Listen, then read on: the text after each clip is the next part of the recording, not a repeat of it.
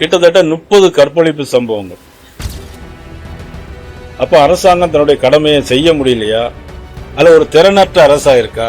ஆனா கடந்த கால திமுக அரசுக்கும் இந்த தமிழக வெற்றி கழக அரசுக்கும் எந்த விதமான வேறுபாடு இல்லாத போலே தெரியுது. கவலையோடு பார்க்கின்ற ஒரு அரசாகத்தான் இன்னைக்கு இருந்து கொண்டு. சட்டம் ஒழுங்கு என்னாச்சு?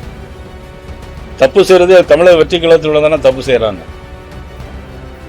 எதுக்கெல்லாம் முடிவு கட்டாம முதலமைச்சர் மௌனமாக இருக்கிறார் என்பதுதான் என்னுடைய ஒரு குற்றச்சாட்டு. அதாவது ஒரு ஆட்சி குறைந்தபட்சம் ஒரு 3 மாசம் 6 மாசமாவது ஒரு அவகாசம் கொடுக்கணும், எந்த குறையும் சொல்லக்கூடாது. ஆனா கடந்த கால திமுக அரசுக்கும் இந்த தமிழக வெற்றி கழக அரசுக்கும் எந்த விதமான வேறுபாடு இல்லாத போலே தெரியுது. எப்படி பார்த்தா இந்த இன்னைக்கு அதுல ஒரு 20 நாள் 21 நாள், இன்னைக்கு ஒரு 5 நாள் ஆச்சு, 8 நாள் ஆச்சு. கிட்டத்தட்ட 30 கற்பழிப்பு சம்பவங்கள், தொடர்ந்து கஞ்சா விற்பனை, எங்கு பார்த்தாலும் படுகொலைகள். 60 மூதாட்டி முதல் 80 வயது மூதாட்டி வரையிலும் 10 வயது குழந்தை முதலும் இன்னைக்கும் அது பெண்கள் இந்த தமிழக அரசால் நிச்சயமாக மிகவும் கவலையோடு பார்க்கின்ற ஒரு அரசாகத்தான் இன்னைக்கு இருந்து கொண்டிருக்கிறது. அதே மாதிரி எல்லா இடங்களும் மின்வெட்டு. கேட்டா மின்சாரத்துறை அமைச்சர் ஊழியர்கள் காரணம் அப்படிங்கிறார். ஊழியர்கள் காரணமா? இப்ப இதுக்கு முன்னாடி மின்தட்டு ஒண்ணு இல்ல. அப்ப அரசாங்கம் தன்னுடைய கடமையை செய்ய முடியலையா, அல்ல ஒரு திறனற்ற அரசா இருக்கா? முதலமைச்சர் அக்கறை செலுத்தலையா? அப்புறம் பாத்தீங்கன்னா தமிழக வெற்றி கழகத்தை சேர்ந்தவங்களே தூத்துக்குடி நேரத்து பாத்தீங்கன்னா ஒரு மோசமான சம்பவத்தெல்லாம் ஈடுபட்டிருக்காங்க. முதலமைச்சர் அது குறித்து ஒரு நடவடிக்கையும் எடுக்கல. எம்எல்ஏக்கள் மீது நடவடிக்கை எடுக்கல, அமைச்சர்கள் மீது எந்த நடவடிக்கை எடுக்கல, அமைச்சர்களுக்கு எந்த விஷயமும் தெரியல. நீங்க பார்த்தா கல்குவாரியில போய் எல்லாத்தையும் நிப்பாட்டி வச்சிருக்காங்க. இதனால கட்டுமான பொருட்களுடைய விலைகள் கூடிக்கிட்டே போகுது. ஆக மக்களுக்கு இதெல்லாம் மிகப்பெரிய ஒரு சுமையா இருந்துட்டு இருக்கு. ஆக இதுக்கெல்லாம் முடிவு கட்டாம முதலமைச்சர் மௌனமாக இருக்கிறார் என்பதுதான் என்னுடைய ஒரு குற்றச்சாட்டு. அத பிரஸ்ல நீங்க தான் அதை கேட்கணும். இப்படி கட்டுமான பொருள் விலை கூடிட்டு மின் கட்டணம் மின்வெட்டு அதிகமாயிட்டு இருக்கிறது அப்படிங்கறதெல்லாம் நீங்க தான் பிரஸ்ல தான் நீங்க முதலமைச்சரை பார்த்து கேட்டு மக்களுக்கு ஒரு விளக்கத்தை சொல்லணும்.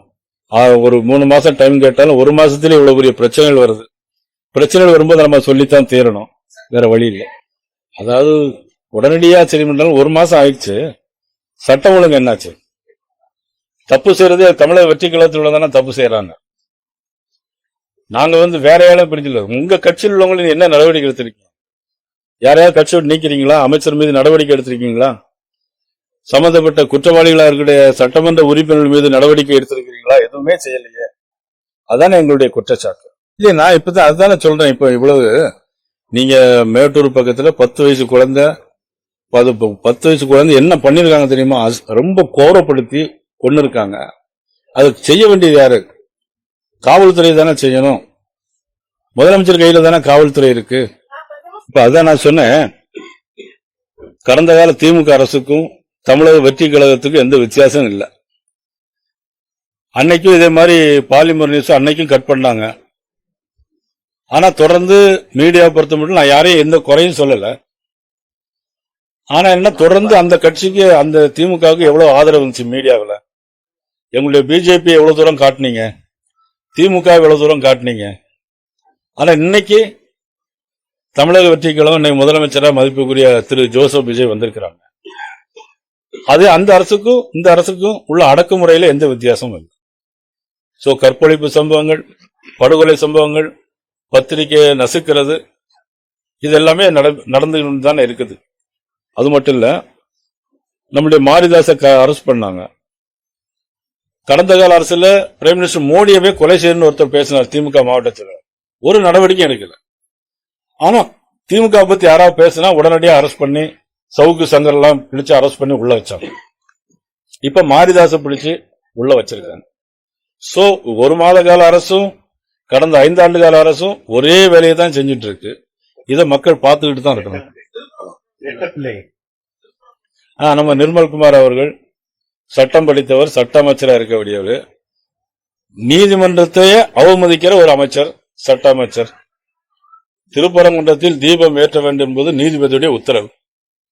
நீதிபதி உத்தரவை மதிக்க மாட்டேன்னு சொல்றது சட்டத்துறை அமைச்சர்.